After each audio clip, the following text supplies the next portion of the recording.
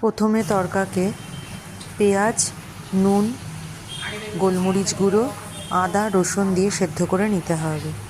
তারপরে একটি কড়াইতে বা ফ্রাইং প্যানে ডিম ভুজিয়া করে নিতে হবে। চিকেনটাকে সেদ্ধ করে রাখতে হবে নুন আর গোলমরিচ দিয়ে। তারপরে কড়াইতে তেল দিয়ে শুকনো লঙ্কা, তেজপাতা ফোড়ন দিয়ে তার মধ্যে পেঁয়াজ ভালো করে ভেজে নিয়ে আদা, রসুন বাটা, কাঁচা লঙ্কা কুচি, লঙ্কার গুঁড়ো, জিরের গুঁড়ো, নুন, সামান্য পরিমাণ চিনি দিয়ে ভালো করে কষিয়ে নিয়ে সেদ্ধ করা তরকা তার মধ্যে দিয়ে দিতে হবে।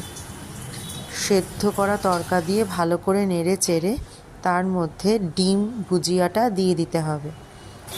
তারপরে নামানোর কিছুক্ষণ আগে সেদ্ধ করা চিকেন তার সাথে মিশিয়ে দিতে হবে।